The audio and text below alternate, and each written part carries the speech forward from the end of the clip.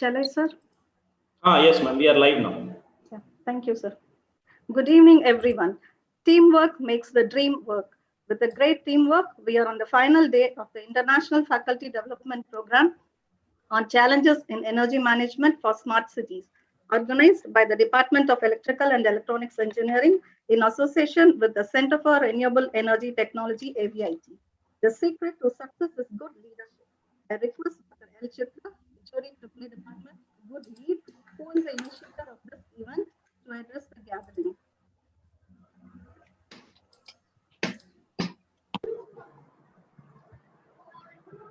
Voice Ma'am? Yes, I will start with you. Thank you, Jansi ma'am. Greetings to one and all present here. It's a warm pleasure to welcome you all for the last session of our International Faculty Development Program on Challenges in Energy Management for Smart Cities. And I'm very happy to welcome our principal, Dr. G. Selvakumar, a leader who leads with example and with compassion and confidence, integrity and intelligence. On behalf of our management, Vinaha Missions Research Foundation, principal and vice principals and electrical and electronics engineering department, I would like to welcome our chief guest of the day, Dr. P. Kanagavel sir, Director, Division Head, National Institute of Wind Energy, Chennai, Tamil Nadu. A very warm welcome to you. It's lovely to have you among us, sir. Thank you, sir, for your acceptance. And we had so many discussions related to research activities, and you have also have good interaction with us earlier, more than I think 7-8 years.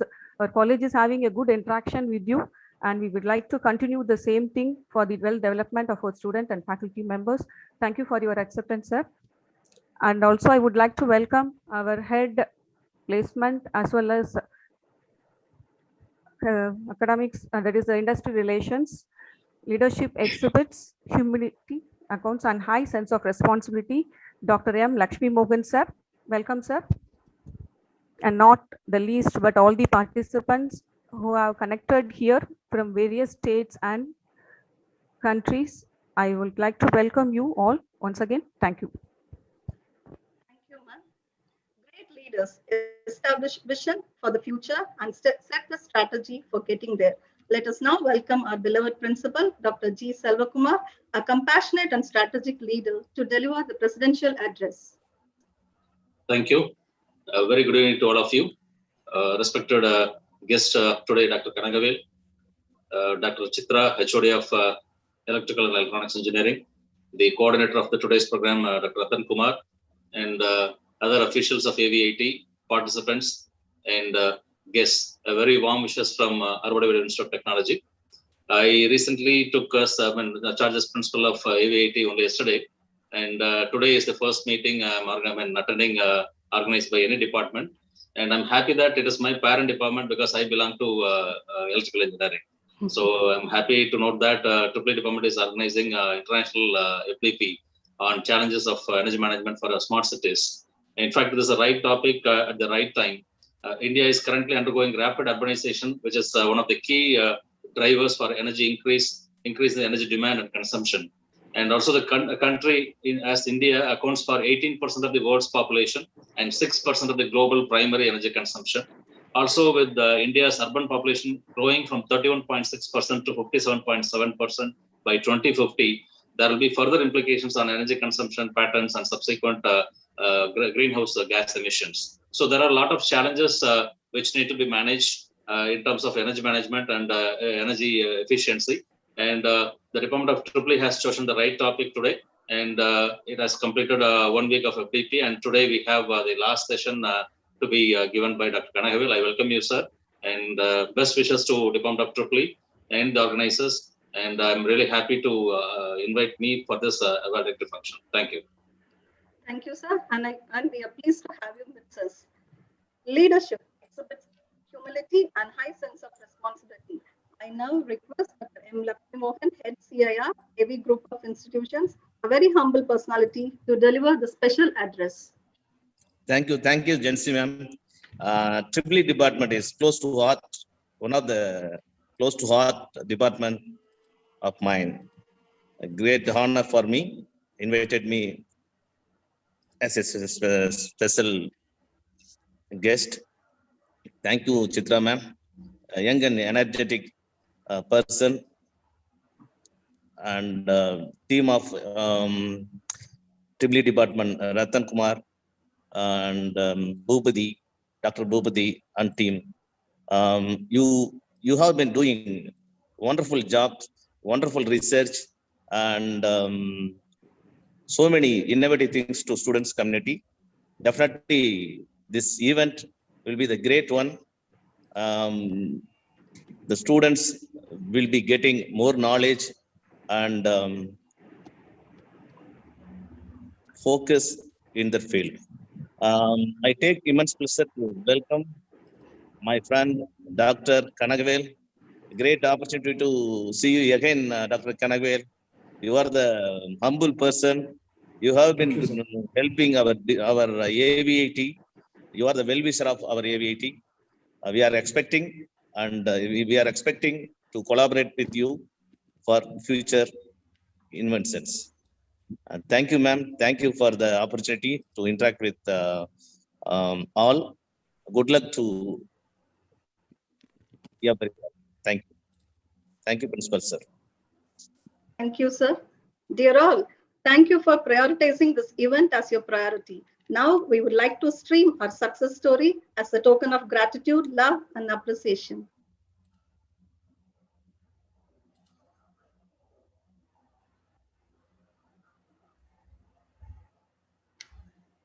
Just a second. Yes, sir.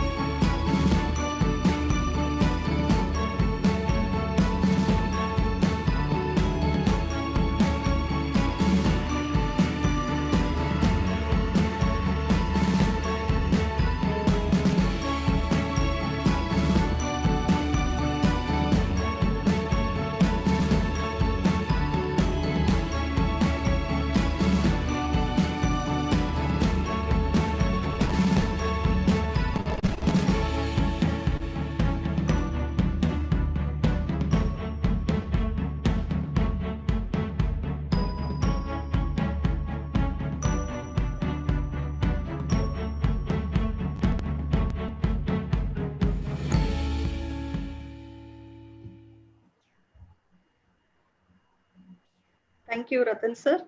Now, I call upon Dr. K. Bhupati, Professor of EEE Department, to introduce the resource person of the day.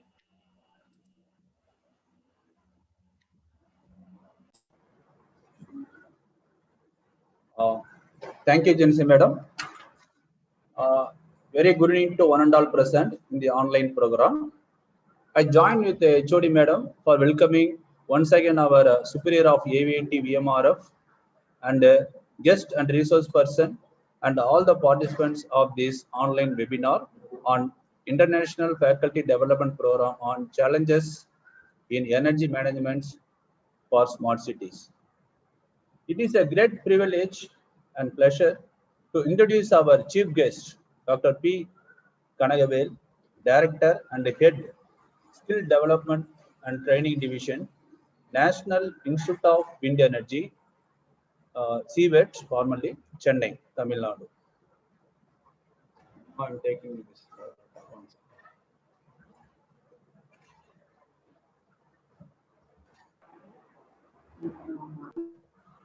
Dr. P. Kanagavel is a scientist working in National Institute of Wind Energy, formerly Center for Wind Energy Technology, on Autonomous Research and Development Institute under Ministry of New and Renewable Energy, Government of India.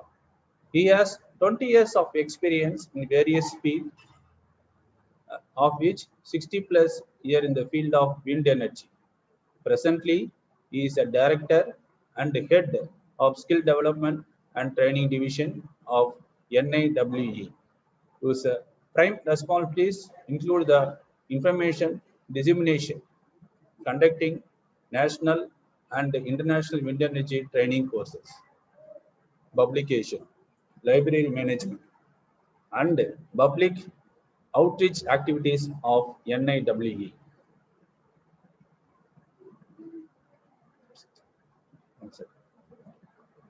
Earlier, he was with the Center for Cellular Molecular Biology, CSIR, Hyderabad, worked on intellectual property rights, IPR, and patents for the projects, value-added patent information system, and worked as a librarian at Kalsar College of Engineering, Chennai.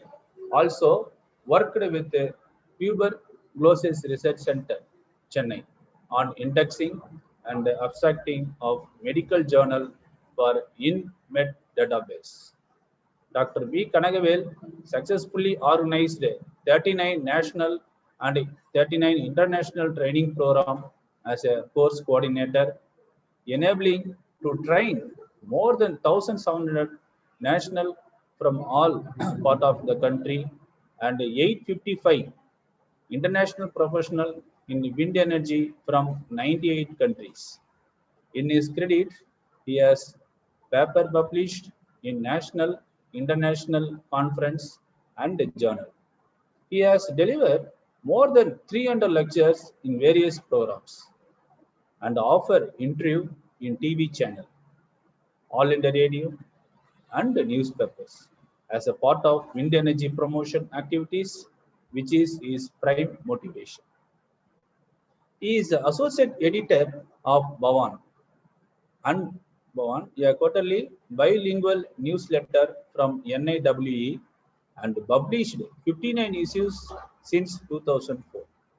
He has established Professor Anna Mani Information Center, a well-resourced computerized library of NIWE, and serving as a in charge of library. Dr. P. Kanavel has received the following awards: 50 Most Influential Sustainability Leadership citation at the Indian Sustainability Leadership Summit and Award, and Sustainable Maharashtra, held on 26 November 2015 at Mumbai.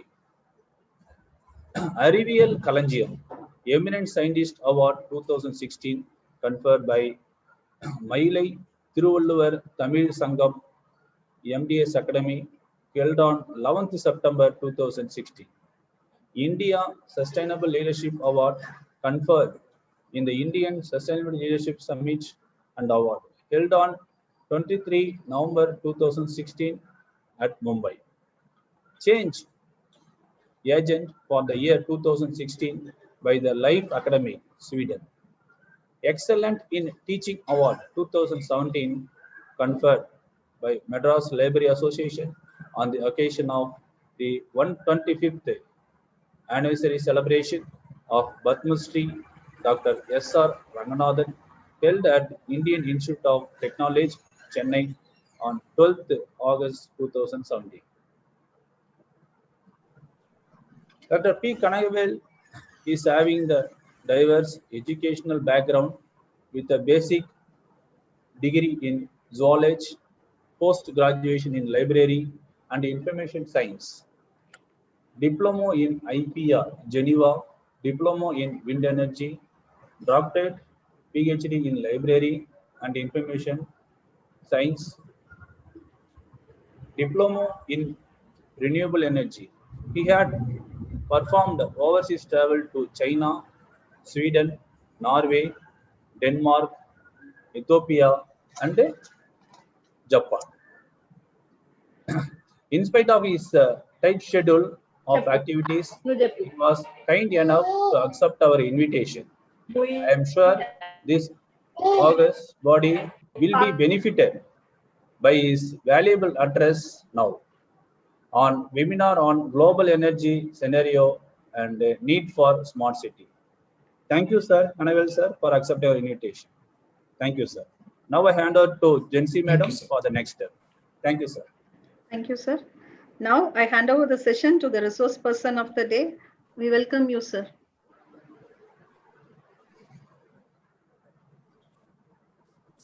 Thank you for a brief introduction about me.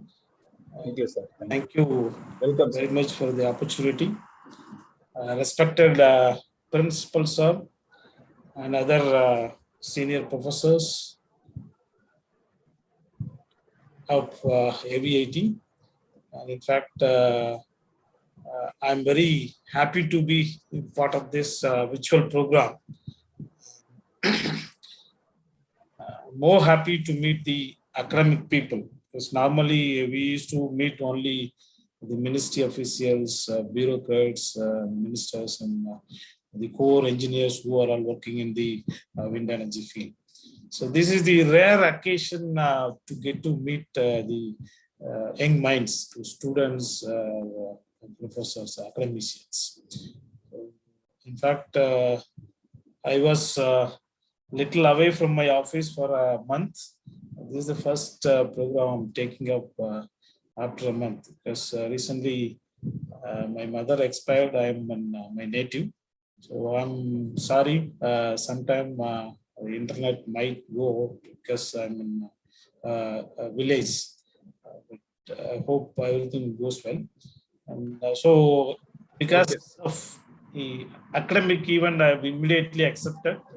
And considering the long the relationship with AVT, as Chitra madam said, so more than 5 years we have been discussing, working on various projects and such activities. Thank you, madam, for creating an opportunity for me to be part of this virtual international faculty development program. And with this, I welcome all the participants who come from different part of the, not only country, different part of the world, I hope. Also international faculty program. So I hope I will give you some useful information about the energy scenario and why we are going for the smart cities. What is the need for going for smart cities? Maybe another 45 minutes, I hope. So I will try to stick to the time. Let's see. So shall we go into the presentation, madam? Okay. Sir, please. Thank you, sir, principal sir, Yes, sir, yes. for the opportunity to meet you. Thank you, sir. Thank you, sir. Thanks for coming. Thank you, sir. Yeah, if you're going, Yes, thank you. So we'll try to meet maybe. Sure, sir. I'll invite you wish to you- the campus. Yes, sir. Definitely, sir. So we'll meet again for so many other program Sure, sir. development, and I wish you good career in this. With your support, we will do it, sir. This is the second day, the first event. So Yes. it's nice meeting you. So we Thank will. you, sir. Thank you. Thank you, sir. Thank you.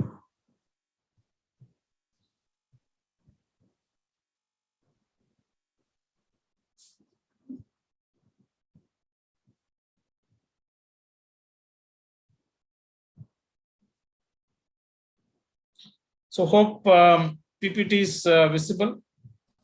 Yes, sir. Yes, sir. Yes, sir. Yes, sir. Yes, sir. So I'm audible. Yes, professor. Yes, sir. Yes, sir. It's Yes, audible. sir.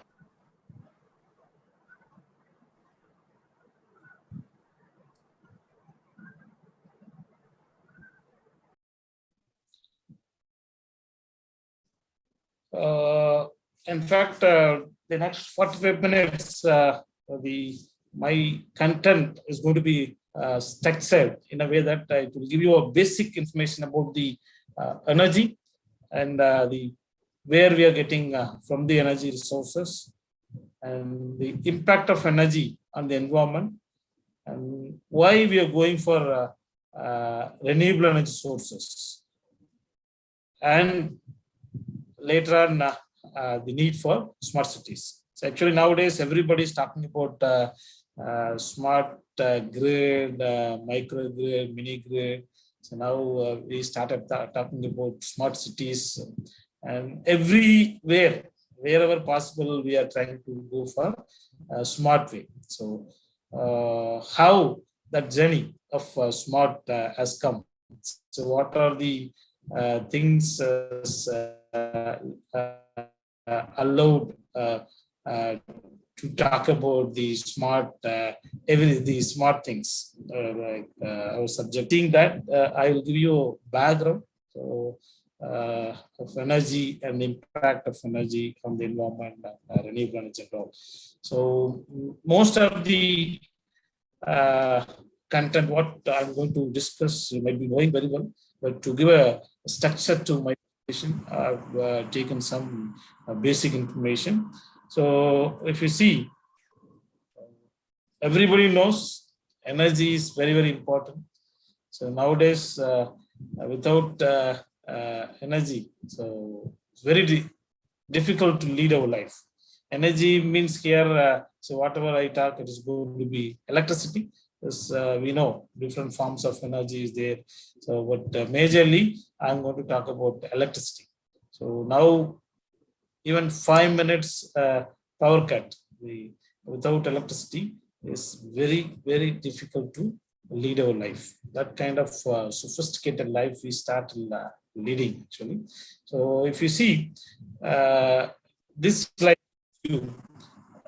what are the energy resources available for us? See, there are 3 different resources, like the top one are called fossil fuel, middle one we have renewable energy sources, and the bottom non-solar related energy sources. In fact, the sun is the mother of almost all the energy resources. If you see the fossil fuel, we have petroleum, natural gas, coal, peat and all. So these resources comes because of the photosynthesis of ancient plants. So we know, we have studied already many years before the sedimentation happens because of that. The animal, trees, everything goes into the earth. After long chemical reaction, we are getting the fossil fuel. So you see the middle sources, renewable energy sources, we have solar, wind, biomass. So these resources comes directly from the sun.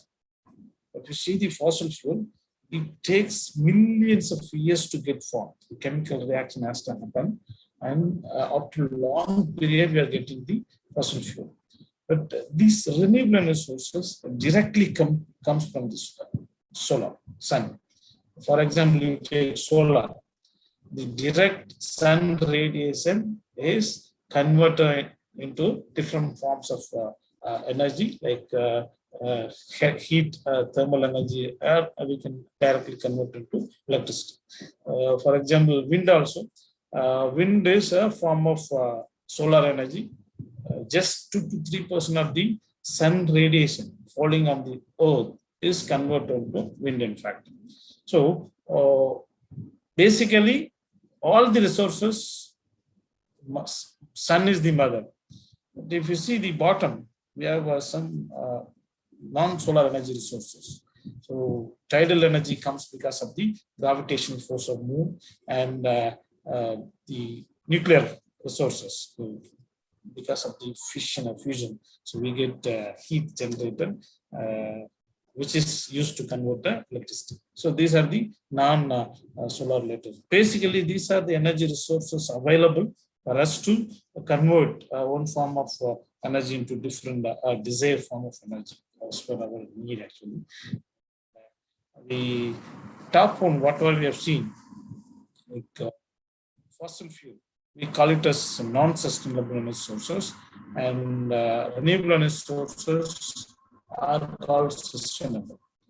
So I don't want to make the one-way traffic. So any participant can help me why the fossil fuels are non-sustainable and renewable energy sources are sustainable energy sources. Any help from the participant?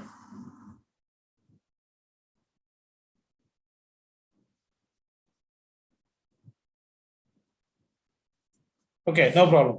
So even though a lot of pollution and negative impact from the fossil fuel, the renewable energy sources, it can regain its status even after replaces. For example, you take wind.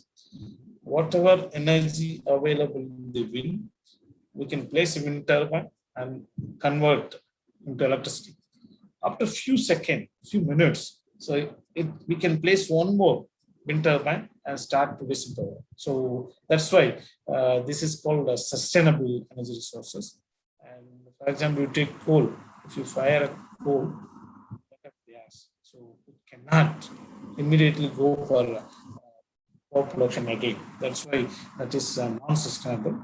In fact, if you see this picture, if you consider this picture as Earth,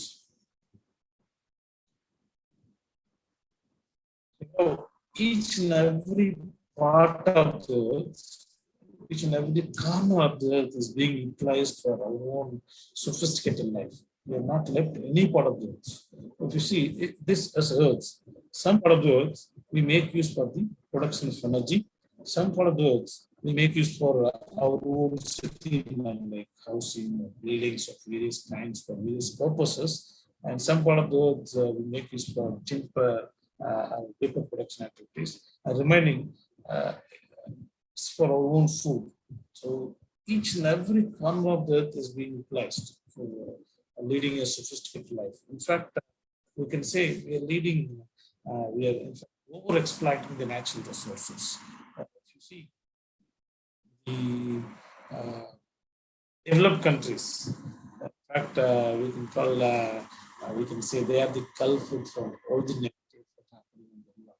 They take all the natural resources and leading a sophisticated, rich, quality life. That's why a lot of negative impact happening in the world to predict it. In fact, because you can see, for example, everywhere we have sufficient energy, how the per capita energy consumption we used to see. So per capita energy consumption, if you compare the developed countries, developing countries, there's a huge difference.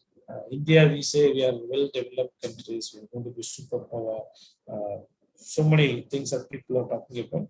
But you see the difference between India and America, the per capita energy consumption, more than 8 times.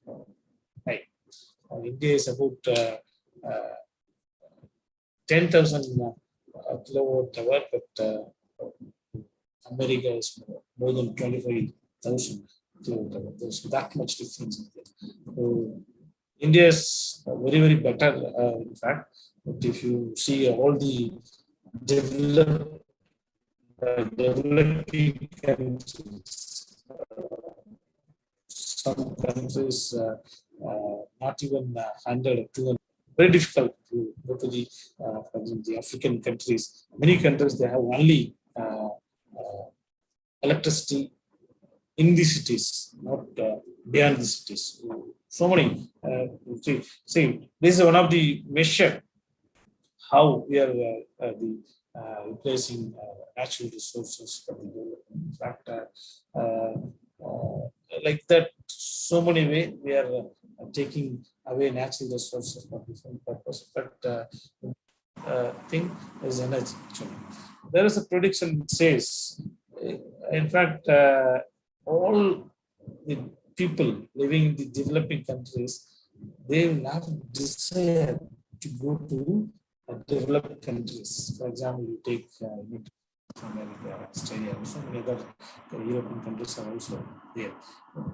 We have a desire to visit at least once the developed countries. Many people would like to settle there. Why? They feel they are leading a rich life, a sophisticated life. quality life. So that's why we would like to go there and settle there. And the prediction says if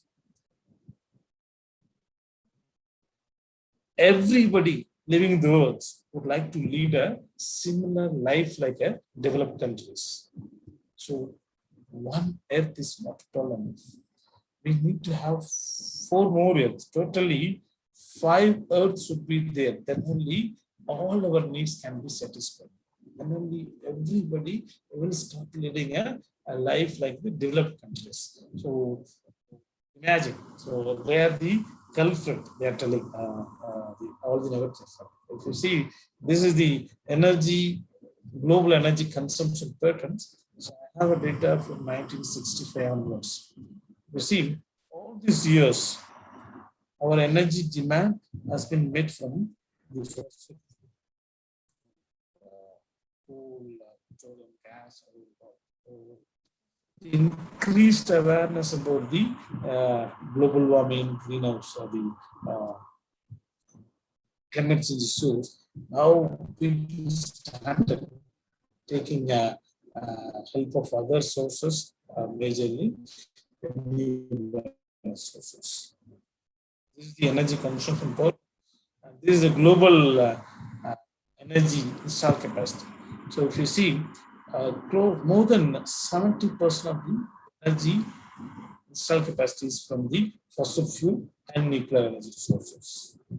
About 27% from renewable energy sources. This is the source called renewable energy 21 report actually, 21. So according to this resource, so about 27% is renewable energy contribution.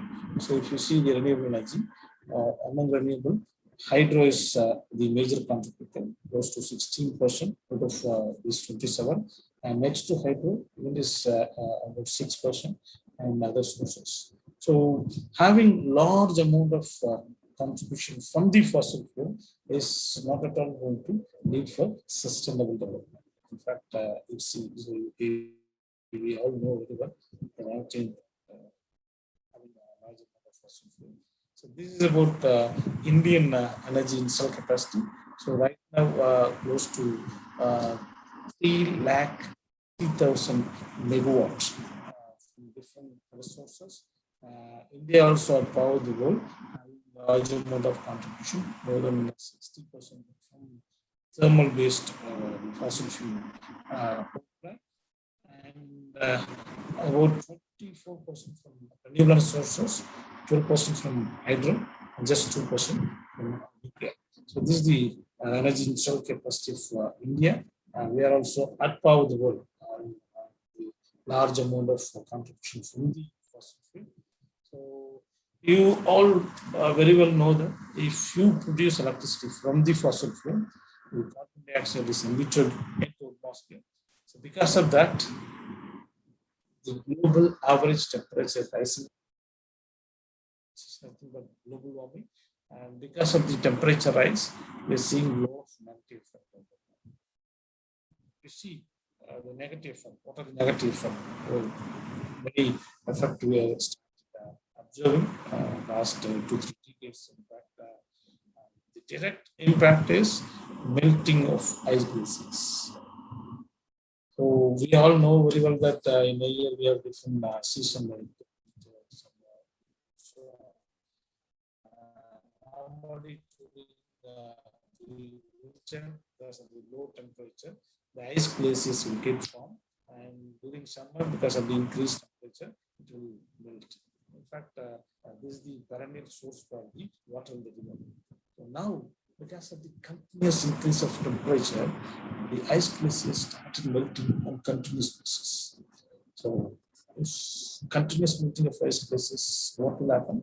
Sea level keep rising. Not only sea level rise, a lot of biological impact. People talking about biodiversity issues. That is another very big problem. So we're not going to discuss in detail. So that is also impact. And if sea level rises, what will happen? We know very well that 1/3 of the earth is below water. So many cities are close to the ocean.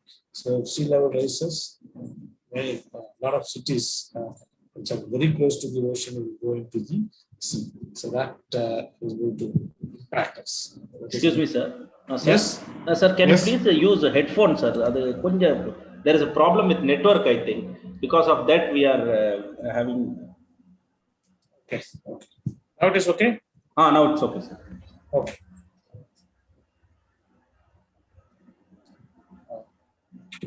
So apart from that, you see the impact on our own health.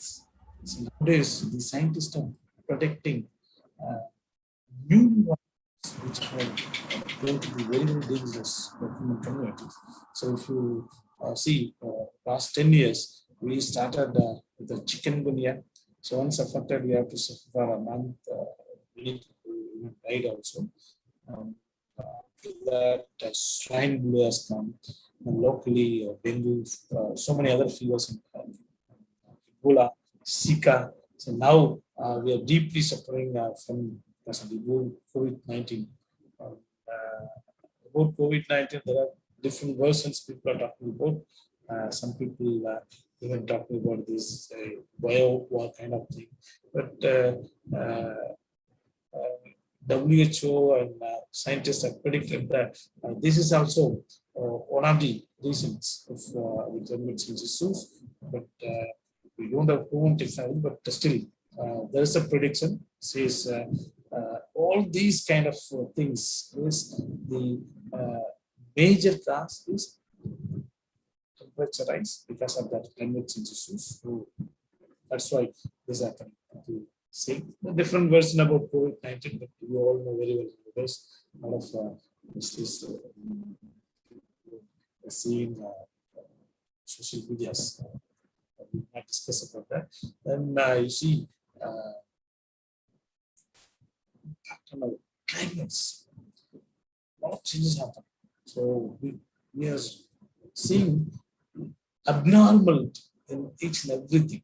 For example, you take summer, winter, changed everything. Those days we used to get rain during rainy season. Nowadays, it's not happening. In fact, if you see, last few years we have closely observed actually. 2015, Chennai had a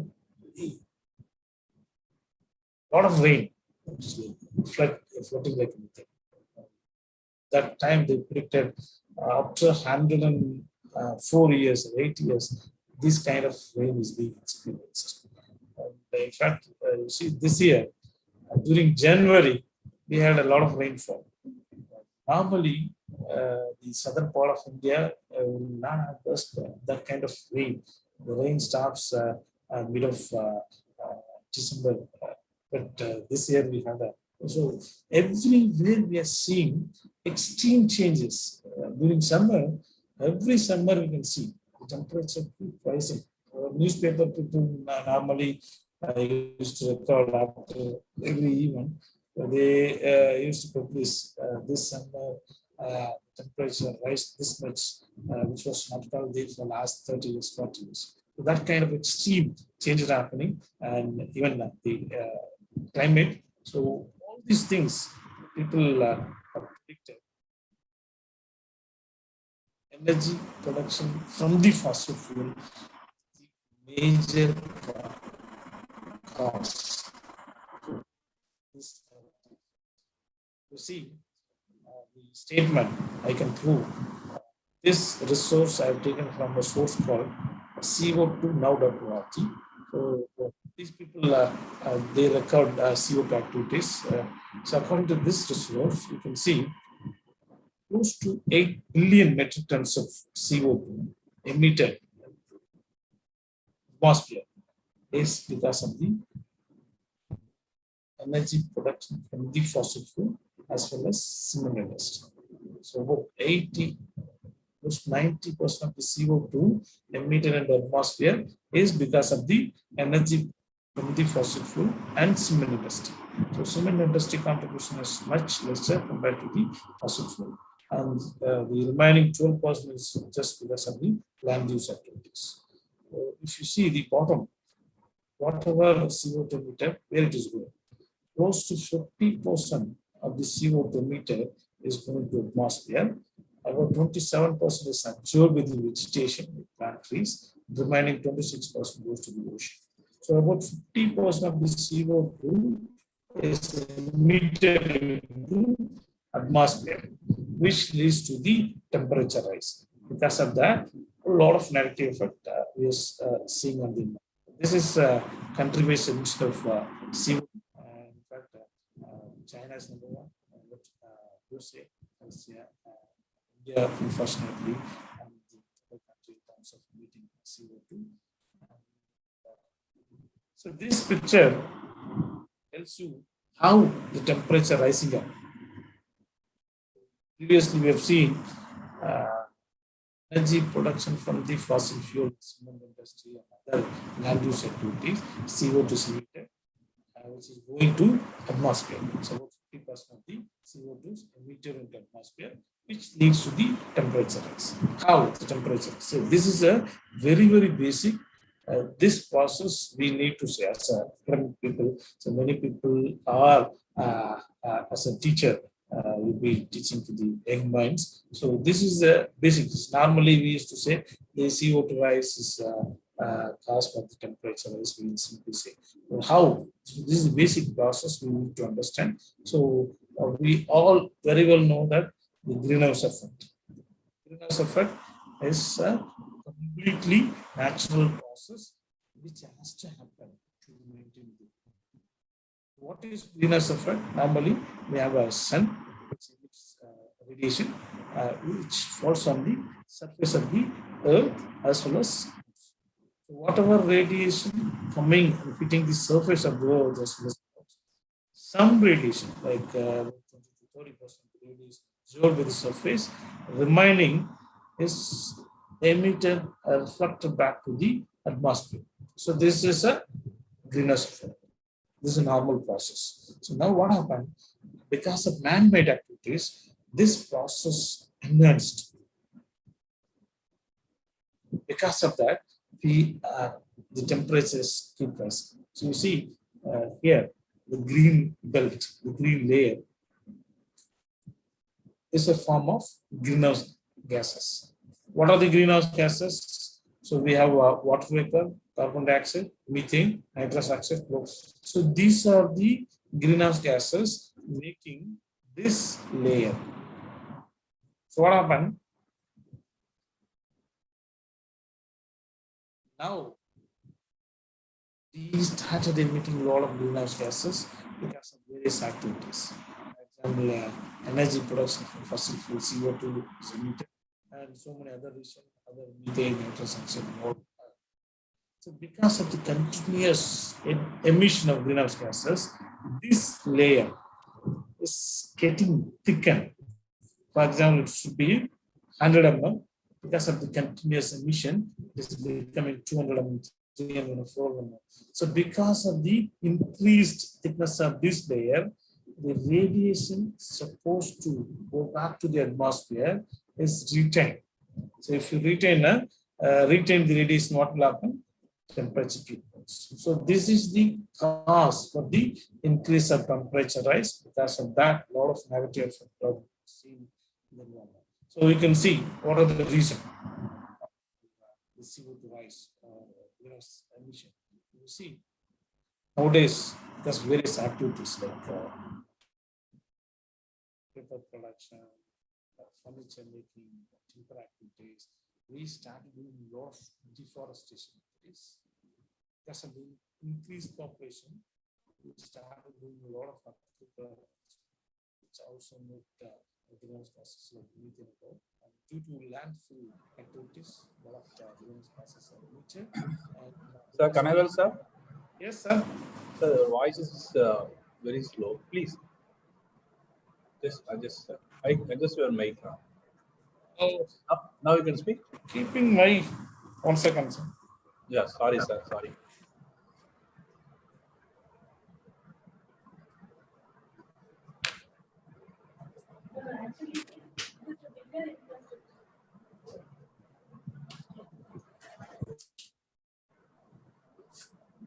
Sir, now how about?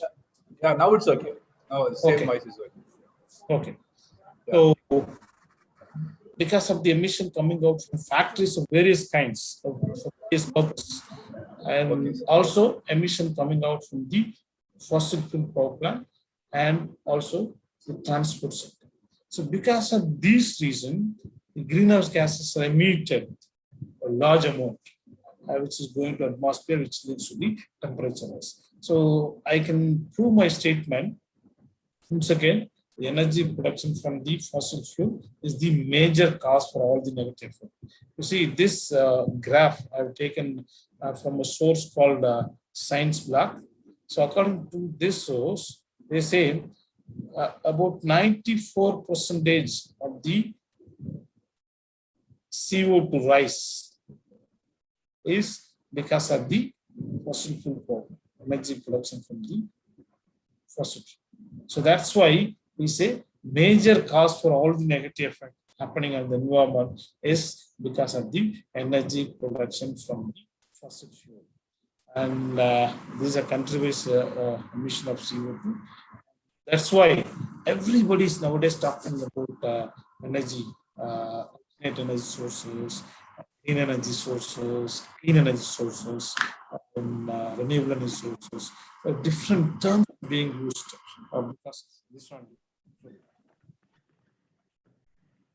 So if you see, if we allow the temperature rise on continuous basis, so maybe after a few years, the temperature will go up like anything, which will not be feasible for us to lead a feasible life in the earth. In fact, this source I've taken from a source called a book called 6 Degree, Our Future and a Hotter Planet. So according to author of this book, Mr. Mogg, he says, in fact, the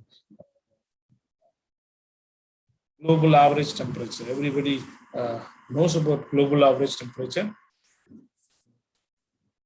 Anybody help me? What is the global average temperature?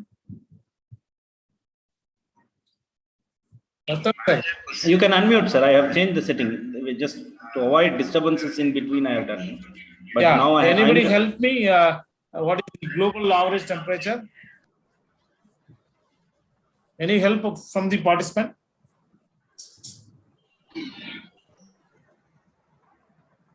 Yes, somebody is telling.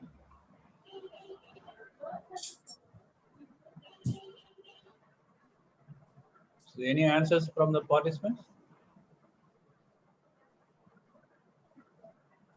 Okay, no problem. So global temperature is close to 15 degrees Celsius. Hello? 15, sir? Yes, 15. So it varies from 14 to 16 normally. Love everywhere, love fluctuate up and down. So around 15 degrees Celsius is the global average temperature. We keep varying every year, year on year. And this author, the book. Hello? Hello? Yeah, anything? No, sir. No, sir, you can proceed. Okay. So this author has taken a reference of the global average temperature of the year 2012. So every year we record a global average temperature. So 2012, the global average temperature was recorded at 14.7 something. So you take it as a 15 degrees Celsius was the global average temperature in the year 2012. So he says, from that level, if we allow 1 degree Celsius temperature rise from that level, for example, it reaches to 16 degrees Celsius, the global average temperature, we'll be facing this problem. We'll lose fresh water, the low-lying coastal line will get flooded like anything. If we allow 2 degrees Celsius rise, so we will have a heat stroke. For example, it reaches to 17 degrees Celsius of global average temperature. We will have a lot of heat strokes. lot of forest fire will happen. It is not that it's not at all happening now. It is happening now and then. The temperature reaches to 70 degrees Celsius, for example, we will have a lot of forest fire. Like the frequencies of occurrence will increase like anything. And if we allow 3 degrees Celsius rise, for example, it reaches to 18 degrees Celsius. Normally, plants absorb CO2 and emit oxygen.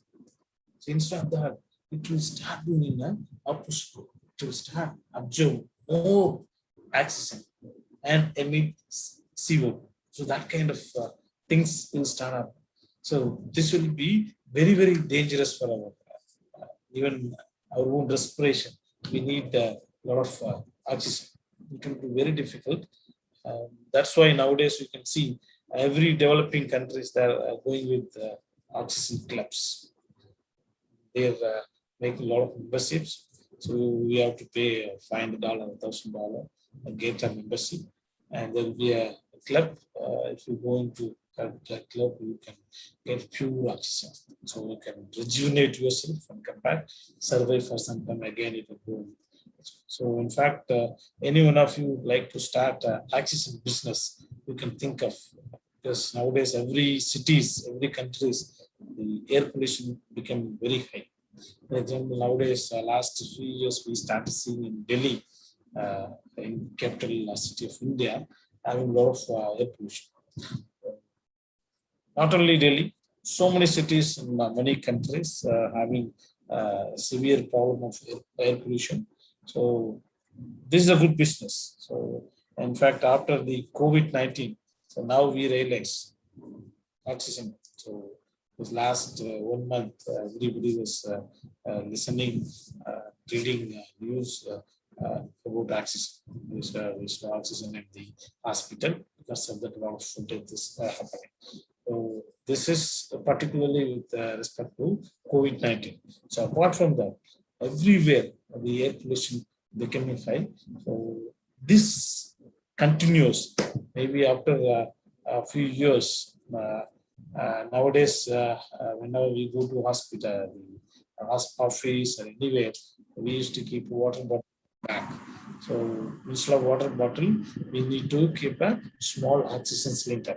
So that kind of worst situation may come if we allow this the damages happens on continuous basis. So this kind of things happen, and if you go 4 degrees Celsius rise, for example, it reaches to 19 degrees Celsius. So we can stop the global warming. In fact, up to 4 degrees Celsius, we can have control to reduce the temperature rise. Once we allow to 5 degrees Celsius rise, for example, the global average temperature of 20 Celsius rise, that will be very difficult position. In fact, we will lose our control. So now we can do some mitigating activities. We can do some process by which we can reduce the temperature. Once we allow to reach 5 degrees Celsius, after that, whatever process you do, whatever mitigating action you do, it will be very difficult to reduce the temperature. And he is threatening us 6 degrees going to be the end of our life. You see, that's why everybody is talking about global warming, climate change issues. Last 2-3 decades, a lot of those days only the scientists and professionals were talking. Nowadays, everybody knows global warming, climate change is becoming one of the major threat for our human community in the current situation, the scenario actually changing. So that's why a lot of discussion, deliberation happening. Every people started doing a lot of research on energy production, energy management. In that energy management only, they get smart cities, smart grid, and all those terms are coming. In fact, actually, so if we allow this to happen, in fact, you see the global sea level rise. We have observed already a 50 mm rise. This is a average, the global mean sea level rise. And in fact, some places it is 200 mm, some places 100 mm. This is a 50 mm average. So this continues. Maybe after few years, many cities close to the ocean will go into the. If you see, in fact, no, 1/3 of the earth is full of ocean. And for example, you take India, we have three sides of sea: Bay of Bengal, Indian Ocean, and Arabic Ocean. So India is blessed with more than 7,500 kilometer coastline. A lot of cities like Mumbai, Chennai, close to the ocean. Chennai, if you see, there's a beach, Marina Beach. Chennai. Marina Beach is the second longest beach in the world. Beautiful beach, a lot of tourists people used to visit. So this effect continues. Maybe after a few years, Chennai also going to the ocean. So maybe future generation has to read and visit. There was a city called Chennai, which has a beautiful second longest beach in the world. So these kind of history will come into exist. This process continues, and because of this effect, in fact, every year we are losing about 50,000 species. Every 2 years, we are losing 1% of these species available right now. This is another very, very big problem. So, in fact, I was talking about the biodiversity source, now the biggest problem. But I know we used to hear a lot of days actually, forest day, dangerous animal, this and that. So why people are doing a lot of important. And if you see the forest department having a lot of power. No one can go into the forest. No one can kill the animals inside the forest. So many restrictions are being laid by rule, in fact. Why? Because each and everything created is doing its own contribution to maintain the. You cannot simply think that this is a small ant. We cannot the small bird which is not going to contribute anyway. No. We all know life cycle. Everybody depends on somebody. So it's a food chain. So if you have a small break in the chain, it will be very difficult. That's why people are so concerned about biodiversity source and endangered animals and other things. So this is a very, very big problem. So this continues. Maybe many species will go into extinct, and that will create a lot of problem to continue the food chain. Because of all these threats only, people start talking about alternate energy sources. So all these things, the major cause is energy production from the fossil fuel, which damages the environment. So that's why people started thinking about alternate energy sources. So why searching alternate energy sources? These are the criteria. This be our objective while searching for alternatives. Our objective is going to be we need to have a clean environment. That is the main. And we have already habituated with already told you, even 5 minutes power cut is unmanageable nowadays. We cannot even think of that time only. We will say, I was planning to do this thing, that thing. So where is that kind of difficulties? So we need to have a continuous power supply. So for that, we need to find a perennial source where we can produce continuous power. And if this power from any source, that source should not emit any kind of greenhouse gas emission. So we have to identify a source which can meet greenhouse gases while doing the converting into electricity. And that resource should support for the rural development, socioeconomic development. So we need to identify that kind of sources. That was the objective resources.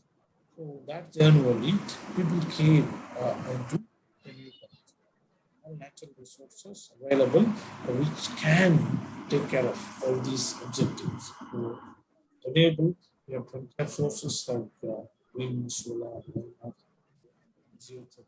So these are the renewable resources. Use electricity from these resources in environment which has huge potential. So we have continuous power supply and which will not make any kind of greenhouse gas emission, and which is available everywhere. So it can support decentralization, rural development, which can support the island electrification, and definitely which can create a lot of employment opportunity by which the socio-economic development. So that's how people landed in renewable energy sources, having a lot of advantages.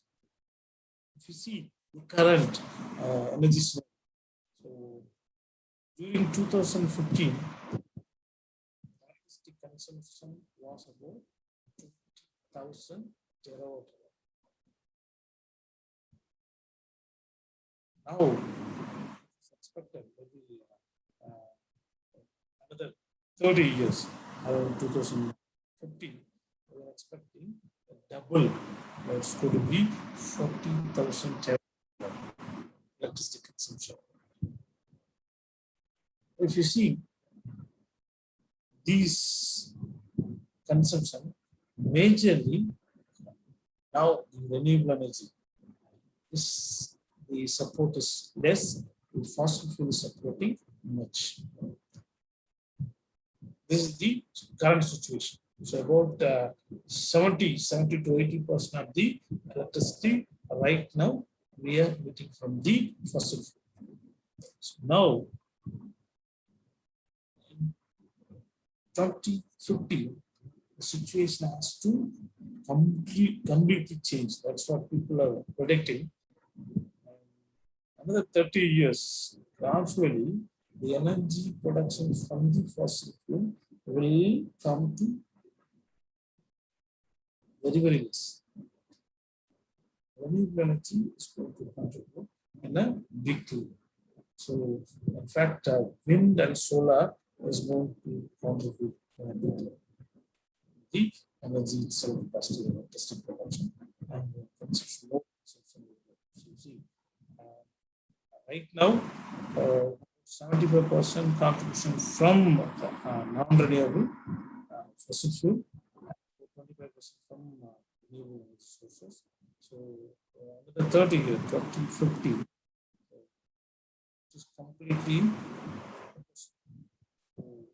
less than 15% contribution from fossil fuel and 85% from renewable sources. Among renewable, wind and solar is going to contribute in a big level. But wind is predicted more than 35% contribution coming years, in fact. So this is going to be the energy scenario in maybe another 30 years later, close to 30 years. So if you see the renewable energy installed capacity, in 2019 itself, it's gone more than 2,500 kilowatts. Renewable energy installed capacity, including hydropower. And this is the top 5 countries who are having renewable energy installed capacity. In fact, number 1 is China, and India also in the top 5 countries in terms of renewable energy capacity. This is about renewable energy potential. available, possible from India. So we have huge potential. In fact, prediction says renewable energy resources alone can electrify complete India. Not only India, the whole world can be electrified by using renewable resources. And that much of potential is there. For example, you see solar. We can go for 1 square kilometer, 15 megawatt power production is possible. Imagine how much land is available.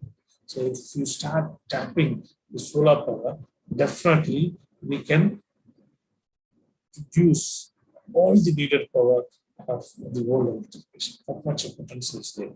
But right now, because of the technology and capital investment, the installation is less. But last few years, the solar installation is picking up. Like anything.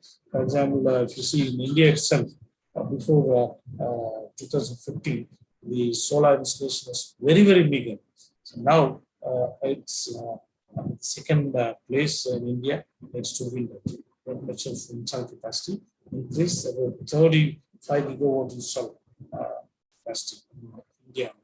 World also, now the solar alliance have been created in India, so that is promoting solar installation. Many countries, you can see the very big solar park being constructed, which is going to contribute a big way. And next to solar, wind has huge potential. So in fact, the world wind energy potential, if we see 72 terawatt, which is more than 4 times of the current world electricity. Which means wind alone can electrify the world. So that much of potential is there. The only thing, we need to start tapping the available source. India also, we have huge potential. So if you see at 50-meter height, we can go for about 40,000 megawatt. At 80-meter height, close to 100,000 megawatt. And 100-meter height, we can go for 300,000 megawatt. And now recently we have predicted at 120-meter height, close to 700 gigawatt is possible. So that much of potential is there. And we can definitely start producing more powerful wind. Technology also is very well mature and a lot of advantages there.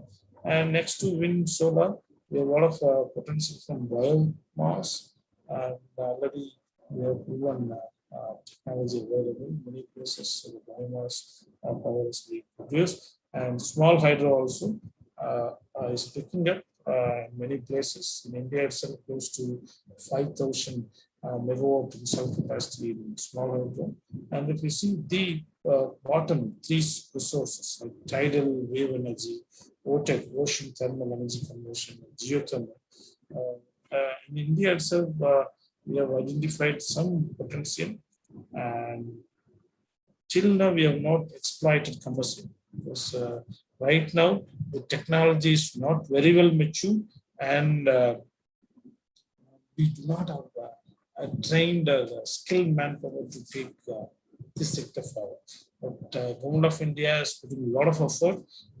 Coming years, we'll have power plant to tap power from these 3 resources also.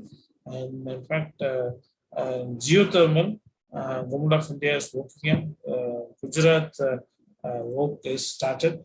Maybe a couple of years, we may have a geothermal power plant in India. So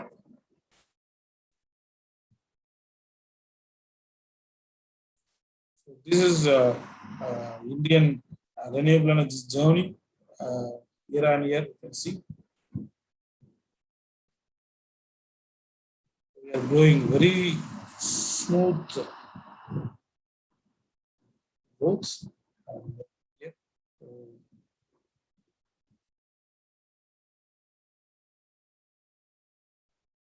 This is the Indian position in the world, different renewable energy resources based on the installed capacity.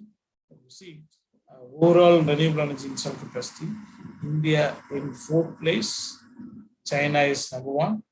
In terms of solar PV, photovoltaic, India in 5th place, again China is number 1.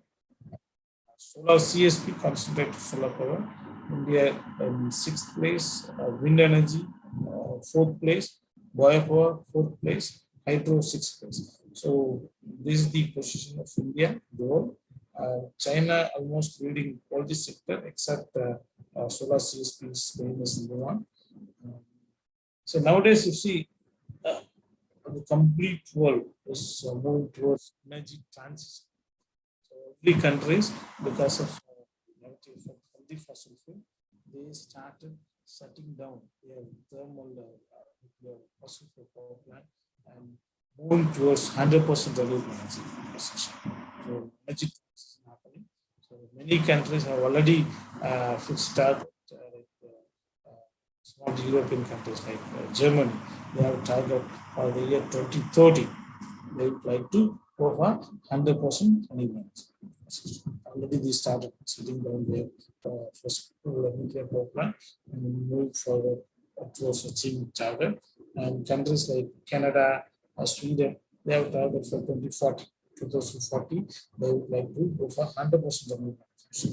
So same way, every country is coming up with a target for renewable, and India also coming up with a target for renewable. So India right now for the year 2022, they have a target of 175 gigawatts from renewable alone. And we see these are the target among renewable: 100 gigawatts from solar, 60 gigawatts from wind, 10 from biomass, and 5 from small hydro. So this is the target for the year 2022, and these are the achievements. So a lot of progressive things are happening, and everybody is working towards to achieve this target. Now, recently, our Prime Minister, as Indian Prime Minister, has announced confidently that India, by the year 2030, will have 450 gigawatt renewables. Which means we are going to have a lot of money flow, a lot of employment opportunities created, and definitely we will be achieving the target and start working towards that. And if you see this picture, actually, right now we are here close to so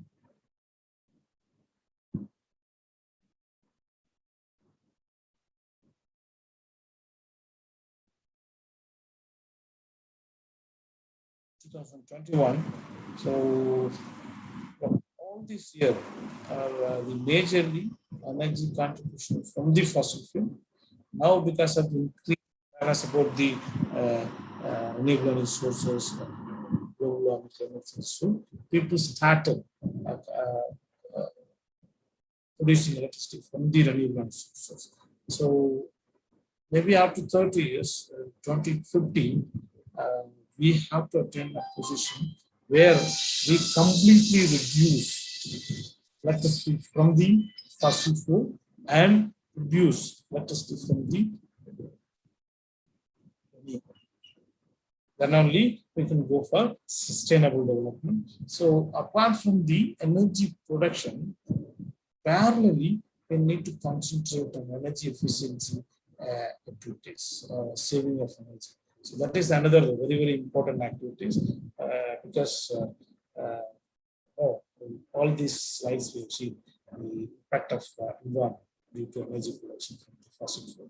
So one side, the environment is getting damaged because of the fossil fuel power plant energy production. On the other side, many people, even right now, do not have electricity access. So we are all very fortunate people to have all these facilities. If you go to developing countries, many places, as I told you, only cities they have electricity access. The villages are not having access to electricity. So considering these two things, one side our environment is getting damaged, other side people are not having access to electricity. So we need to concentrate on energy efficiency activities, saving of. Nowadays, a lot of tips are available. Go to Google. If you Google up, you'll end up with plenty of tips. All we can save electricity. What are the plan for efficiency product using efficiency? So plenty of ideas are there. Tips are available. So please, by using this virtual platform, I request all of we need to give a clean environment to our own future generation. So this is our duty. So, and after considering these two things, environment problem and the access to electricity, we need to concentrate. So I request all of you, please try to save electricity and start using efficiency product. So I'm not asking not to use. Wherever possible, try to save electricity, which will be very useful for your future situation and also to our life. This I hope not all, some of the participants start conserving electricity, and this is about global wind energy installation capacity. So the growth is very smooth, steadily growing year on year. Right now, about 650 gigawatt installed capacity, which is 4 to 5 percentage of the global world electricity demand. Throughout the world, India also having a very smooth wind installation. So year on year, steady growth. So right now about 40 gigawatt installed capacity. This the earlier wind turbine actually. First wind turbine installed in India during the 1980s. The capacity was about 55 kilowatts. Single wind turbine, the capacity was 55 kilowatt. Now the capacity growing and year on year. When we started with 55 kilowatt in 1986, so India itself right now about 3 megawatt, 3,000 kilowatt wind turbine power available. In the world, more than 10 megawatt wind turbine made available. Even recently, this has come out with 12 megawatt, 15 megawatt as well. Technology factor, we can say all of the engineering model technology, because it is in the open space, standing for more than 20 years, the lifetime wind turbines 24 years. Now the higher capacity wind turbine are being installed in the sea, offshore wind turbine. You see the hub height from the ground level. It's about 200 meters nowadays. The diameter of the blade and even the hub height.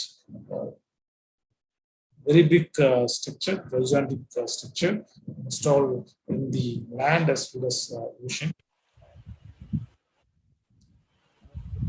Has a lot of advantages. It's environment friendly. It's available everywhere, and the potential is huge. Yeah, it's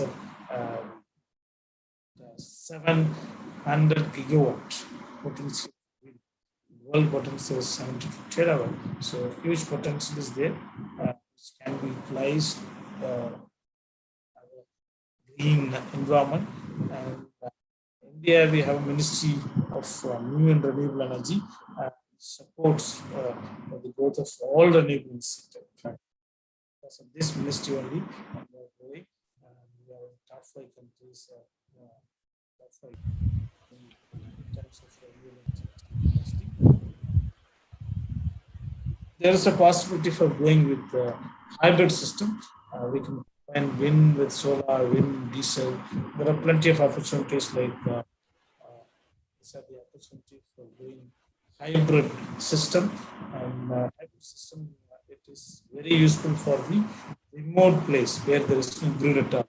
So we can use and it will be helpful for the island. Taking grid from mainland to island is very difficult. So those kind of places, hybrid system is a better option, and we have a lot of challenges in energy.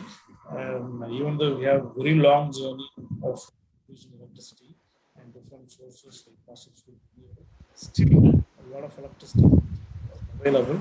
So definitely people are working on it. So now the latest is energy, the storage.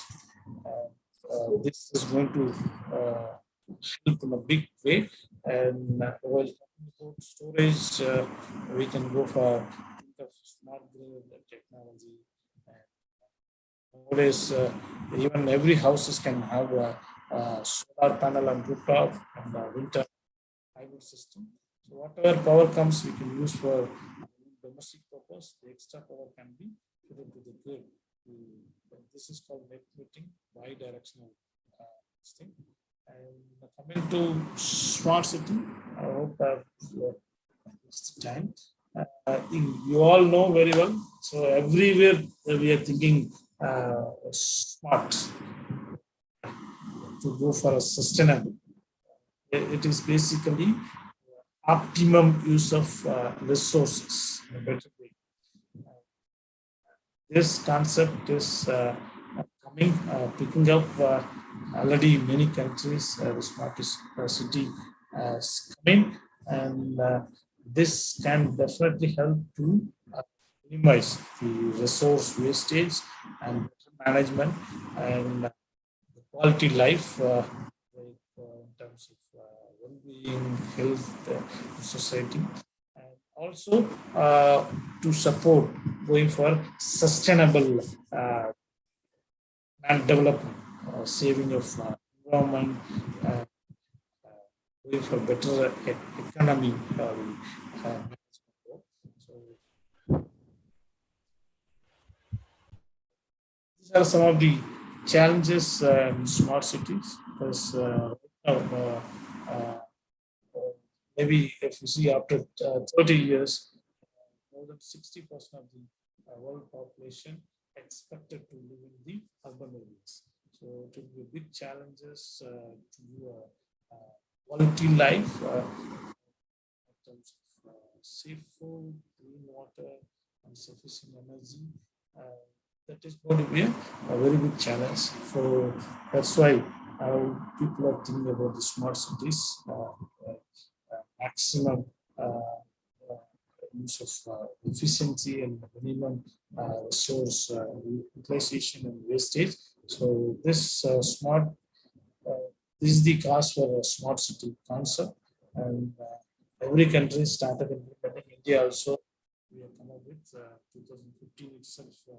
India has launched smart city mission, and almost many states of India we are in the process of going for smart cities. While it is not very easy for smart cities, so we have to manage so many people. Like, first, we need to create a small team to work and execute all these things and collect all the relevant data which will be useful for the smart city. The map of stakeholder. So these are the people has to work together.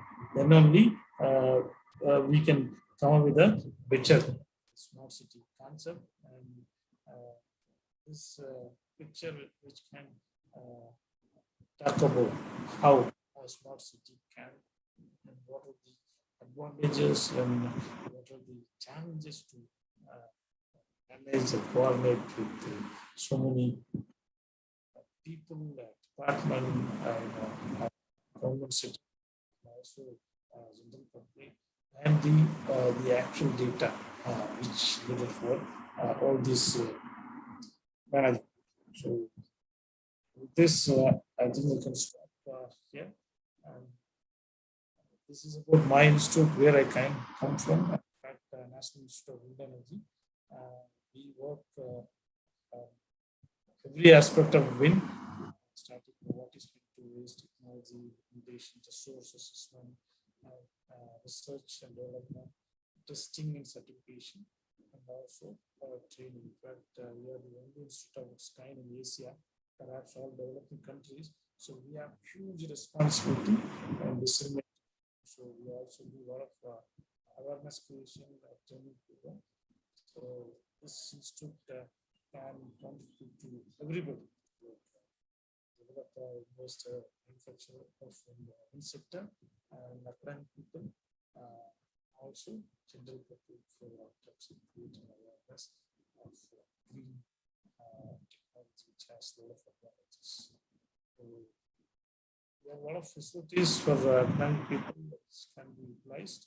So we have a research station, which is open for public to do any kind of research. And these are some of the facilities which is available to demonstrate the technology at the campus. We have almost all the softwares which needed for any kind of research or analysis and reporting purpose.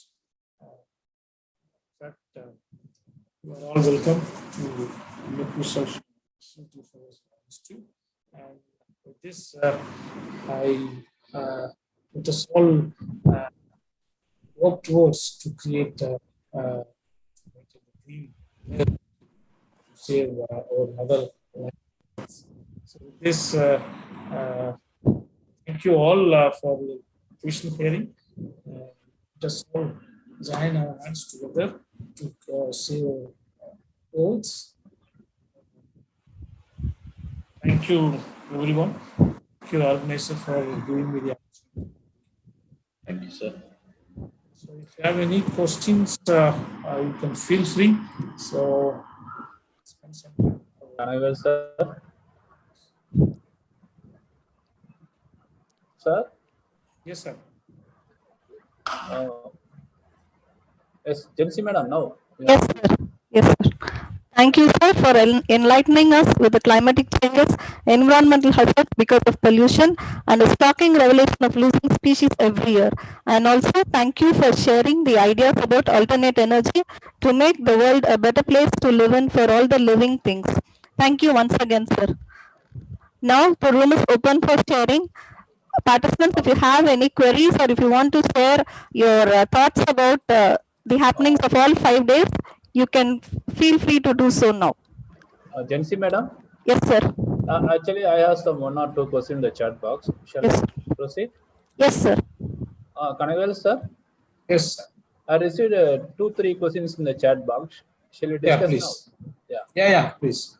What is the acceptable carbon dioxide, the CO2 emission level in unavoidable circumstances like CO2 emission for medical equipments, raised by Kirti Narayanan, one of the participants? Is asking what is the carbon dioxide levels in unavoidable circumstances? I don't have a correct answer for this. Okay. Everywhere they differ actually. Every process it differs. I don't have a data actually right now. Maybe I can say I can send her maybe a couple of days. If yes, okay, sir. You can share my email ID, which is there in the with you. Maybe they can send a queries. I will definitely access them. Sure, sir. Thank you, sir. Thanks. So one more question I have, sir. Yes, sir. Sir, can we have solar energy as a complete energy resource in future? If so, how much time it will take, sir? Sir, solar definitely, as I said, the sun is the mother of almost all the energy resources. Yes, sir. Yes, sir. So I said 1 square kilometer, 50 megawatt is possible. So we have huge land. Definitely, we can produce all the needed power from solar alone. Right now, the technology is little expensive. The efficiency also is not much, about 20 to 25% efficiency. So a lot of research is happening. Definitely in future, we will come up with a technology which can come up with more efficiency, less cost. Definitely, solar will support in a big way. So now you can see those days we used to the convert solar into only thermal application, drying purpose, heating purpose. So later on we have come up with the electricity conversion. The electricity conversion also we used only the PV, solar PV in only remote area without what is that? The trees there and so on. So now the technology, even wall also solar panel we can keep. Road, you can see WhatsApp, so many technologies being circulated. So plenty of opportunities there. So definitely, in coming years, solar is going to contribute to a big level. Renewable energy is going to be featured. So it takes some time because we cannot simply immediately eradicate the fossil fuel. All renewable energy sources are having some difficulties because it is informal nature. It is not there throughout the day. For example, sun, solar energy, you get only the daytime. So night, there's no radiation available. So we need to come up with a, that's why we are going for storage and smart grid. So, and wind is there sometimes it is not there. So renewable energy, this is the difficulties, but now the technology like forecasting is there. We can predict wind, solar, how much we are going to get today. So accordingly, we can plan from different other sources, or we can manage with the storage. So those kind of technologies coming in. Definitely, renewable energy is going to be a big resource going to play in coming the electricity demands. Thank you, sir. Thank you. Sir, one more question. Yeah. Sir, I will, sir. Yes, sir. Why India or any countries cannot producing more renewable energy as compared to US, China, and Spain? Any reason behind it? Raised by Suresh. This is the reason I told you. So it's already explained the PPT. Sir. Yeah, even though we have resources, we need to come up with we have to invest. So for example, wind. If you want to convert energy from wind, we need to install a wind turbine, which is costing some money. So we need to have a capital investment. That is one thing. Then resource availability, the wind turbine availability, so many other factors is there, and grid facility, so many things, but progressing very well. As I showed you the slide, year on year, our growth is very good. So right now, the target for the next year, 2022, 175 gigawatt. So next 10 years, we have revised 450 gigawatts from renewable energy. So we cannot change everything overnight. So gradually, we are moving. Definitely, we will make use of the natural resource of renewable energy in a big way in coming years. Okay, sir. Thank you, sir. Any questions from participants? I think one person is raised his hand. Bagu. Yeah, please. Ratan, sir, please take care. His name is. You can unmute. Yeah. Abusha Begum. You can unmute yourself. No, they are not responding. Any questions from participants? No, sir. Sir, this is a question from my side. Hello, sir. Yeah. Sir, in the research scholar, I think in our university we are doing different research in the wind energy and solar system. Particularly in the research scholar, would you like to give any suggestions, sir? Any tips for our research scholar? Sir, any possible definitely news are there for research, doing research in renewable energy, particularly energy. Plenty of opportunities available because wind is completely multidisciplinary subject. It is not one engineer will do everything for wind turbine. So we need almost every engineer, like blade, we need aeronautical engineer, we have a lot of mechanical, electrical component, we need those people. For tower and foundation, we need civil structural engineer. So every engineer needed for this. So as you know, every sector has plenty of opportunity for fine tuning, the increasing the efficiency and reducing the cost. So if you see our website, we have given a thrust area for research. Even ministry also has clearly listed out the thrust area of what are the area research can be possible. And we used to give a financial support for any kind of proposal. If anybody wanted to do R&D, so you can make use of our facilities. So we can share all our resources like software and the scientist time. And we have a research station at southern part of India, like close to Tirunelveli, Kaitar.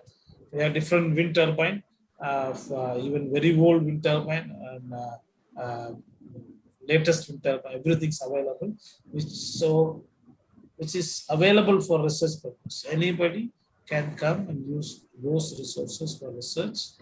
And in fact, ministry is supporting this in a big way. They're giving the internship and JRF, SRF, RA, those kind of things. Even those who want to study MTech or Renewable, they are also sponsoring. So plenty of opportunities there. Only thing is the people may not be knowing what are the facilities available, what are the schemes available, and if they come and discuss with us, they can go to our website, our ministry website, they browse through, they can definitely come to know the availability of resources and infrastructure for doing research. Okay, sir. Thank you, sir. Sir, whether this thrust area is open throughout the year?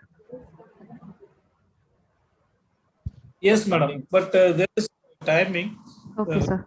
Academic people, those who want to do a master degree, I think if you visit our ministry website, you can know actually what are the colleges they have already allotted.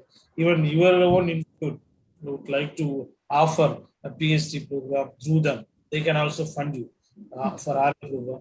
And you people normally go for funding for the conferences training program. So apart from this, so you can make use of this facility. They provide funding for guiding PhD student, even master degree and research associate. Those kind of opportunities available. You can look at, and otherwise you can discuss with us. Maybe we can also guide you whatever things can be possible. Okay, sir. Thank you, sir. Sir, okay. I request everyone to switch on your cameras for virtual group photo.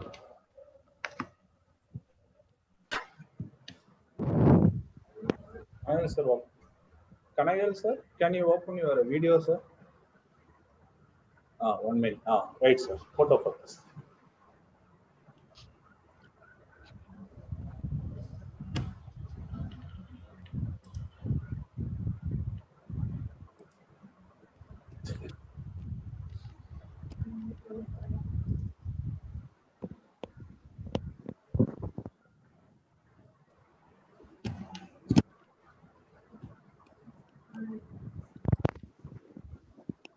Yes, thank you. Okay. Thank you, Ratan sir. Teamwork divides the task and multiplies the success. I now request Mr. V. Ratan Kumar, Assistant Professor of AAA Department, to conclude the success journey with the vote of thanks. Thank you, ma'am. So it gives me immense pride and pleasure to present the vote of thanks on the validation of International Faculty Development Program on challenges in energy management for smart cities from 7th to 11th June 2021 organized by the Department of Electrical and Electronics Engineering, Arpadavidi Institute of Technology. I would like to thank the chief guest for today and the speaker, Dr. K. Kanagave, for accepting the invitation in spite of various personal commitments and busy schedule. I thank the resource persons for all the 4 days for their valuable contribution in making this International Faculty Development Program a grand success. I would like to thank Dr. A.S. Ganesan, Chancellor VMRF, and Dr. Anurara Ganesan, Director VMRF, who have been always our sincere source of inspiration. I thank our Director, International Affairs, VMRF, for his encouraging words. He always been a source of encouragement for all of us. I thank Professor P. Rajashekharan, Deputy Registrar, VMRF, who has always guided us on the path of success. I thank our respected Principal, Dr. G. Selvakumar, for his presence in the virtual gathering and hope we have a perpetual guidance in the future events. I thank Dr. Vijendra Babu, VP Part-Time Studies, Professor L. Prabhu, VP Admin, and Dr. S.P. Sangeeta, VP Academics, for their continuous guidance and support in all the programs in the college. I thank Dr. L. Lakshmi Mohan, Director CIR, for his presence and guidance in organizing various activities in the department. I thank our HOD, Dr. L. Chitra, for such initiatives in the department for the benefits of students and faculties globally. I thank my another coordinator of the event and my senior mentor, Dr. K. Bhubadi, for his support and coordination for the event. I thank HODs of all the departments of AVIT. I thank the faculty members of our department, to name of Mrs. Parvati Sangeeta, Mr. Prakash, Mrs. Jensi Anita, Mrs. Purnima, Mrs. Saranya, and Mrs. Kavita Kumari for a coordinated effort to organize this program. I thank the student volunteers for their effort for this program. I thank all the participants from various countries for their patient listening and interaction in the FTP. Last but not the least, I would like to thank the Almighty for the opportunity. Thank you one and all. Jai Hind. Thank you, sir. Jensi madam, 1 minute. Yes, sir. And also special thanks to Ratan sir. Ratan sir only took a lot of